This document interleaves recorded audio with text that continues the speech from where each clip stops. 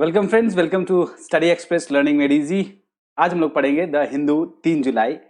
The Hindu में क्या क्या पढ़ना है ये हम आपको बताते हैं और इसी हिसाब से आप अपना अगर हिंदू पढ़ते हैं तो आपको जो 4 घंटे पढ़ने में लगते हैं हिंदू, वो आप 1 सवा घंटे में बहुत आसानी से पढ़ सकते हैं। और आपको इस न्यूज़पेपर से बहुत लगाव भी हो जाएगा।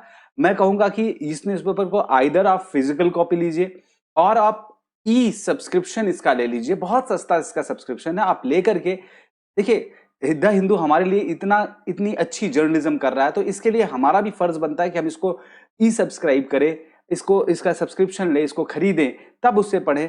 फर्जीवाड़ा जो चल रहा है मार्केट में, कॉपीराइट इश्यूज चल रहे हैं, उसको अवॉइड करिएगा और द हिंदू डायरेक्टली पढ़िएगा। हम बता देते हैं कैसे कैसे पढ़ना है, उसके कुछ बैकग्राउंडर्स बता देते हैं न्यूज के, ताकि आप अच्छे से उसको याद रख पाए और पढ़ पाए। पढ़ने में आपको इंटरेस्ट आएगा। और बहुत बहुत बच्चों ने ये चीज मुझे रिपोर्ट की कि इस तरह से अगर पढ़ाएं तो सर आसानी से पढ़ाया जा सकता है।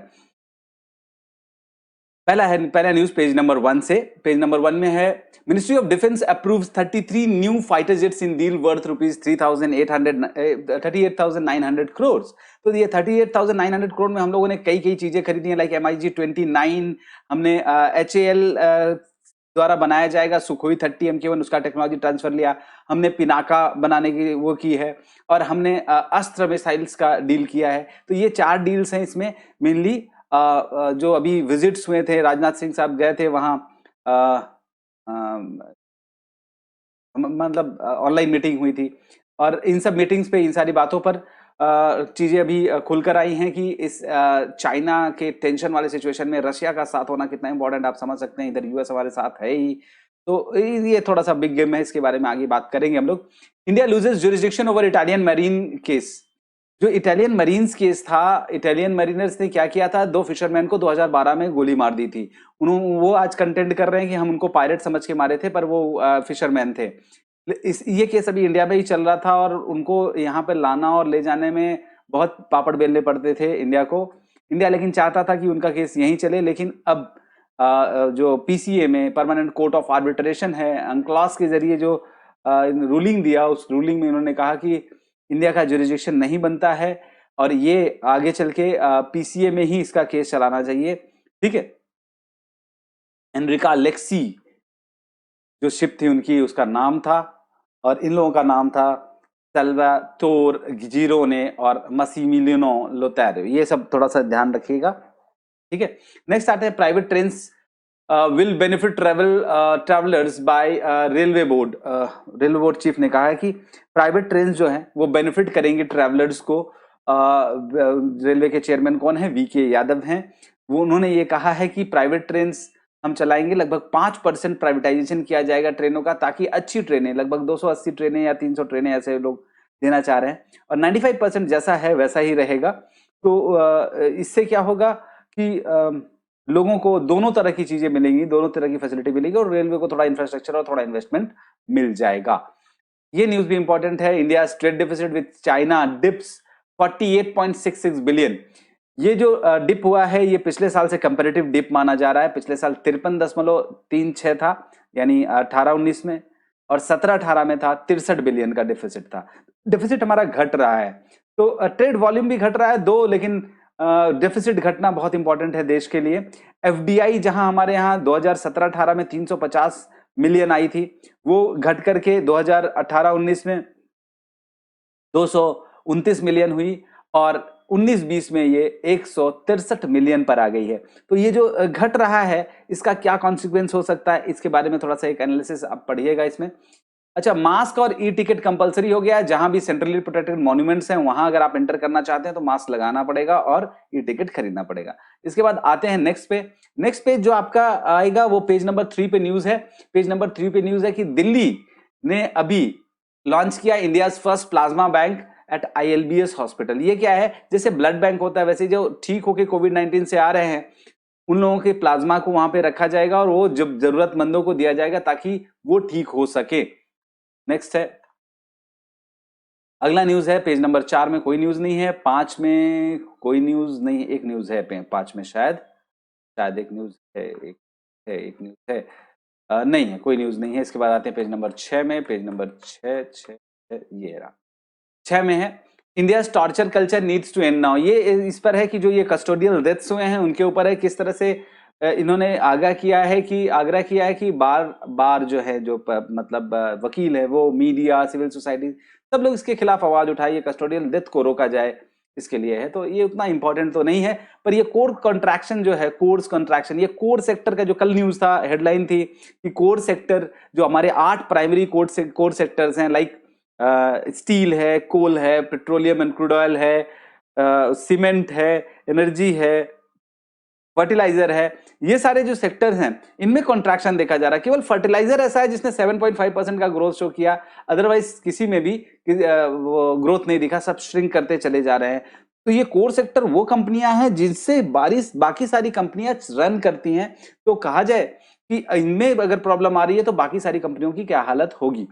आगे चलते हैं, ये वाला इंपॉर्टेंट है। In uncertain world a seat at the global high table, यानी हमने जो यूनाइटेड नेशन सिक्योरिटी काउंसिल में परमानेंट यानी नॉन परमानेंट मेंबरशिप पाई है, उसके लिए उसके साथ बहुत सारी जिम्मेदारियां भी हमारे साथ आ रही हैं, और कैसे हम लोग काउंटर टेररिज्म और इन सब इश्यूज पर को वहां पे हैंडल करेंगे।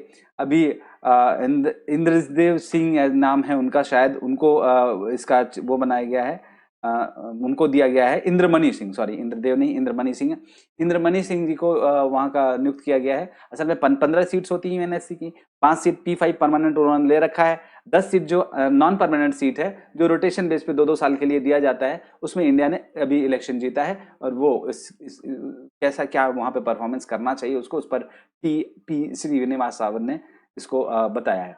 आते हैं अगला, staying alert, the focus on covid should not mean, मतलब ये कहा गया है कि हम कोविड पर इतना फोकस किए हैं, लेकिन अभी जैसे मानसून आ रहा है और उसके बाद डेंगू, मलेरिया और ये सारी चीजें बढ़ेंगी, तो उस पर भी हमारी नजर होनी चाहिए। ऐसा नहीं है कि हम लोग सिर्फ जैसा कोविड पे फोकस करके और अपने उन जो एडवांटेजेस हमारे आ चुके थे ऑलरेडी हमारे खाते में, उन एडवांटेजेस को गंवा दे डिजीज कंट्रोल को लेकर के। पेज नंबर 7 में कुछ इस तरह का नहीं है, 8 में कुछ भी नहीं है क्योंकि हमें इस तरह से पढ़ा जाए। 9 में आते हैं, ये हमारे काम का है, बहुत सारे एग्जामों में इससे क्वेश्चन पूछ सकते हैं। FDI will be regulated in internet tech sector. Internet tech sector में हमारे मिनिस्ट्री ऑफ एक्सटर्नल अफेयर्स के जो स्पोक्स पर्सन है अनुराग श्रीवास्तव जी, ने कहा कि ये जो बैन किया गया है, इसके बाद से हम लोग अब सोच रहे हैं कि एफडीआई जो आएगा इंटरनेट टेक सेक्टर में, उसको गवर्नमेंट रेगुलेट करेगी, गवर्नमेंट के रेगुलेशन के हिसाब से, गवर्नमेंट के रूल्स एंड रेगुलेशन के हिसाब से इसको लाया जाएगा। इसके साथ साथ इन्होंने ये भी कहा कि जो इजराइल का एनेक्सेशन प्लान है फिलिस्तीन के ऊपर, उस पर देखिए दोनों को आपस में बात करके बायलैटरली इसको निपटाना चाहिए। उसमें इस तरह के कदम उठाने से पहले हमारा हस्तक्षेप करना ठीक नहीं होगा। ठीक है, नेक्स्ट है कि रैंप अप कोविड-19 टेस्टिंग से सेंटर ने कहा कि और तेज करो, हम लोग जल्दी ही 1 करोड़ टेस्टिंग की तरफ बढ़ रहे हैं, 90 लाख टेस्टिंग हमने कर ली है, तो और टेस्टिंग बढ़ाने की बात कर रहे हैं गवर्नमेंट, ताकि इस पर जल्दी से जल्दी कंट्रोल पाया जा सके। ये जो न्यूज है पेज नंबर 9 का ही है, 10 का ये न्यूज है। No final decision on India's involvement in Colombo terminal. Colombo में एक टर्मिनल बनाने की बात थी, ईस्ट कंटेनर टर्मिनल उसका नाम था, ईसीटी। इसको इंडिया और जापान मिल करके वहां बनाने जा रहे थे, उसके लिए सारा प्रपोजल सब कुछ हो चुका था, फाइनल एग्रीमेंट अभी नहीं हुआ था। उसी पर महिला राजपक्षे कह रहे हैं कि अभी हमने इस तरह का कोई डिसीजन लिया नहीं कि वहां बनाना है कि नहीं बनाना है। कहीं ना कहीं ये थोड़ा सा एक पॉलिटिक्स है जो इंडिया के तरफ वो लोग देख रहे हैं कि ये लोन का मॉरिटेरियम वो कर देता इंडिया तो अच्छा रहता, उसी के लिए एक तरह का प्रेशर क्रिएट किया जा रहा है ये। और कोई बात नहीं, इसको पढ़िएगा आपको पता चलेगा। ये जो over 16 lakh affected in Assam floods, ये जो न्यूज है आपका 16 lakh affected in flood Assam floods, इसको थोड़ा सा संभल के समझिएगा, इसमें बहुत ज्यादा कुछ पढ़ने का नहीं है। लेकिन कल का जो न्यूज था उसके हिसाब से जो हमने बताया था कि रिवर सिस्टम असम क्या है, उनके बारे में आप जानिए, और रिवर सिस्टम के अलावा आपके पास नेशनल पार्क्स हैं, उनको मैप पे पॉइंट कर लीजिएगा तो आपको समझ में आएगा। इसके बाद ये वाला न्यूज है, bid to turn Shivalik forest into tiger reserve, यानी जो शिवालिक फॉरेस्ट है सहारनपुर डिवीजन का उसको चेंज करके टाइगर रिजर्व बनाने की बात हो रही है, क्योंकि लगातार जो पोचिंग एक्टिविटीज हो रही हैं उससे बचने के लिए ये किया जा रहा है, उससे बचने के लिए ये किया जा रहा है। अच्छा, तो शिवालिक क्या है, शिवालिक रेंजेस जो हैं हिमाचल प्रदेश, उत्तराखंड, हरियाणा और उत्तर प्रदेश में ये है ये रेंजेस, ये रेंज मार्क कर लीजिएगा, शिवालिक रेंज कहाँ से कहाँ कैसे कैसे है। इसमें एक और न्यूज भी मेंशन की गई है कि कॉर्बेट जो पार्क है, कॉर्बेट टू मोती जो पार्क कॉर्बेट नेशनल पार्क है, उसमें से टाइगर्स को रीलोकेट करने की बात हो रही है टू मोतीचूर रेंज और राजाजी नेशनल पार्क, उसके बारे में भी इसमें न्यूज दिया गया है। इसमें तीसरी जो बात कही गई है वो कही गई है कि स्टेगोडॉन जो मिले थे शिवालिक रेंज में ही मिले थे। ये स्टेगोडॉन क्या है? ये फॉसिल एलिफेंट्स हैं, एलिफेंट फॉसिल्स हैं, जो कि अभी हाल फिलहाल में हिमाचल प्रदेश और शिवालिक रेंज में मिले हैं। अच्छा, ban on access of Chinese media, INS कहता है, जो इंडिया का न्यूज़पेपर सोसाइटी है, एक ऑर्गेनाइजेशन है, ये कह रहा है कि भैया चाइना ने जिस तरह से हमारे ऊपर रेस्ट्रिक्शंस लगा दिए हैं, बैन लगा दिए हैं कि हमें उनको कोई न्यूज एक्सेस नहीं मिल रहा, इवन हम वीपीएन से ट्राई करेंगे तो भी उनका न्यूज एक्सेस नहीं मिल रहा है, तो हम भी उनके ऊपर बैन लगा दें, हमारा न्यूज उनके पास क्यों जाए। इसके बाद आते हैं नेक्स्ट पे। नेक्स्ट जो टॉपिक है ये है आपका पेज नंबर 14 पे। पेज नंबर 14 पे, China opposes UK citizenship offer. UK ने कहा है कि हांगकांग के जो मेंबर्स हैं जिनके पास पासपोर्ट है और इस तरह का है यूके का, उनको मेंबरशिप दिया जा सकता है, उनको वहां का सिटीजनशिप दिया जा सकता है यूके का। इस पर चाइना अपोज कर रहा है कि नहीं, आप इस तरह से एक्टिविटीज नहीं कर सकते हैं, आप चाइना को मतलब हमारे हांगकांग के मेंबर्स को वहां पे सिटीजनशिप मत दीजिए, इसका विरोध कर रहा है चाइना। चाइना ने हालांकि ये नहीं बताया कि वो भी इस तरह का रिटेलिएटरी एक्शन करेगा कि नहीं। पहले चाइना जो था, यूके जो था वो मुखर विरोधी तो नहीं था चाइना का, क्योंकि चाइना के सपोर्ट में कई बार खड़ा हुआ है। जब वो ईयू से मेंबरशिप अपना तोड़ा है, वहां से रिलेशनशिप तोड़ा है, तो वो चाइना के काफी करीब पहुंच गया था। इवन यूएस के मना करने पे भी वो ऐसे एक्शंस ले रहा था, ठीक है। और हुआई को यूएस ने कहा था कि ब्लॉक कर दो अपने यहाँ, तो उन्होंने हुआई को भी इस तरह से नहीं दिया, उनको थोड़ा सा परमिशन दिया था, लेकिन अब वो एक्शन ले रहे हैं, अब इस तरह की एक्टिविटी कर रहे हैं। नेक्स्ट आते हैं, will revoke H1 visa suspension if elected. ये बिडेन कह रहे हैं कि हम लोग अगर फिर से इलेक्शन में आ गए, इलेक्ट होके आ गए, तो हम लोग क्या करेंगे, हम लोग H1 वीजा को फिर से रिस्टोर कर देंगे, क्योंकि ये जो एक्शन लिया गया है ये एक्शन ठीक नहीं है, क्योंकि अमेरिका को बिल्ड करने में बाहरियों का बहुत ज्यादा रोल है। ये इंपॉर्टेंट न्यूज है, ये बहुत दुखद न्यूज भी है कि 350 से ज्यादा हाथियां, एलिफेंट्स मरी पाई गई हैं बोत्सवाना में। बोत्सवाना एक तरह से एलिफेंट कैपिटल है। कहा जाता है कि बोत्सवाना सबसे ज्यादा एलिफेंट पॉपुलेशन होल्ड करता है, 1,30,000 से ज्यादा एलिफेंट वहां पे पाए गए हैं। उनमें से 350 अभी मारे गए, उनके मरने का कारण पता ही नहीं चल रहा, क्योंकि पोचिंग इसकी के कारण वो नहीं मरे हैं, कुछ खा के मरे हैं, क्या मरे हैं उस पर जांच चल रही है। अभी कुछ दिन पहले ऐसी ही सिचुएशन में 12-13 हाथियां मरी थी, उनके बारे में हमने पढ़ा था न्यूज में। अभी ये नई सिचुएशन आ गई है, तो ये एनवायरमेंटली हमारे लिए डिस्टर्बिंग है। उधर सऊदी लेड कोलिशन जो है यमन के हौथी रिबेलियन के ऊपर टारगेट कर रही है, उसको लेकर के एक छोटा सा न्यूज है। इसके बाद उसको देख लीजिएगा, क्योंकि वहां का डेवलपमेंट भी अभी काफी तेजी से हो रहा है। अ, रशिया रशिया में क्या है कि व्लादिमीर पुतिन ने एक रेफरेंडम जारी करा है, उसमें बहुत सारे क्वेश्चंस उन्होंने पूछे थे। इफ दे अग्रीड और disagreed with the changes to the constitution, the changes include reorganisation of the government, introduction to higher minimum pension और ये सब। उसके साथ साथ उन्होंने ये भी डाल दिया था कि प्रेसिडेंट पुतिन ने अपने टर्म लिमिट को बढ़ा दिया। पहले प्रेसिडेंट का टर्म लिमिट था 2 बार, अब 2 बार से ज्यादा रह सकता है प्रेसिडेंट। इसको लेकर के उन्होंने एक अमेंडमेंट करने की बात कही है, जिसको बहुत अच्छा रिस्पांस मिला। मोर देन 70%, 78% लोगों ने इसको पॉजिटिव रिस्पांस दिया है। तो कहीं ना कहीं one of the longest serving president होने जा रहे हैं, क्योंकि इसके पहले जो पीटर द ग्रेट थे, वो 43 सालों तक शासन किए थे वहां पे रशिया में, और उन्हें जार भी कहा जाता है। तो उसके बाद तो मेरे ख्याल से इन्हीं का नंबर आता है, क्योंकि ये उतनी लंबे अगर शासन कर लिए, अगर ये अगला 2 टर्न शासन करते हैं तो 2036 तक शासन करेंगे, और 2036 तक अगर शासन करते हैं तो इनका टेनियर बहुत लंबा हो जाएगा, क्योंकि इसके पहले 2 बार पीएम भी रह चुके हैं, उसके बाद ये 2 बार प्रेसिडेंट दूसरी बार सर्व कर रहे हैं, और 2 बार अगर प्रेसिडेंट सर्व करते हैं तो बहुत लंबा टेनियर तक प्रेसिडेंट और प्राइम मिनिस्टर रहेंगे।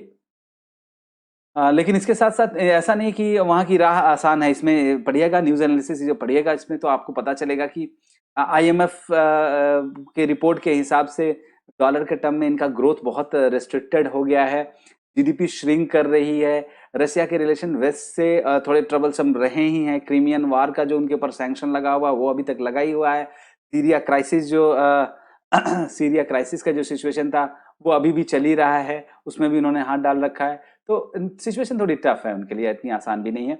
अब आते हैं 15 नंबर पेज पे, जो कि इकोनॉमी न्यूज है। इसमें फॉक्सकॉन जो कि मोबाइल फोन बनाता है, मतलब उनके लिए मैन्युफैक्चरिंग करता है एप्पल के लिए, वो काफी फेमस है। तो यूएस लॉबी के इस इंपोर्ट कर्व्स की वजह से फॉक्सकॉन जो कि चाइना में अपनी मैन्युफैक्चरिंग यूनिट डाल रखा है उसको काफी प्रॉब्लम्स झेलने को मिल रही हैं। इसके बाद ये वाली न्यूज जो है, need 50 to 60 lakh crore FDI to bolster economy, यानी इंफ्रास्ट्रक्चर सेक्टर और एमएसएमई सेक्टर को बेनिफिट देने के लिए 50 से 60 लाख करोड़ का एफडीआई इन्वेस्टमेंट हमें हमारे देश में चाहिए। और ये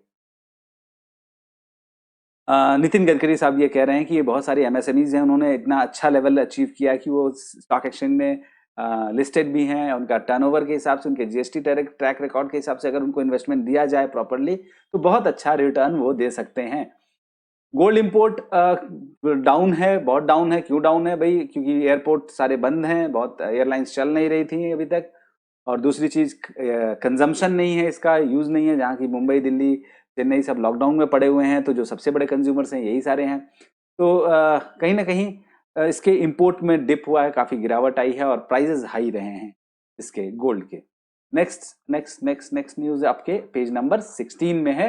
ये है कि khadi footwear could comfort it's maker and user. Khadi footwear जो बन रहा है ये लोकल, वोकल फॉर लोकल जो कंसेप्ट है हम लोग का, उसको आगे बढ़ाएगा। लेदर को तो रिप्लेस नहीं किया जाता, पर लेदर को कंप्लीमेंट जरूर करेगा ये चीज, ठीक है।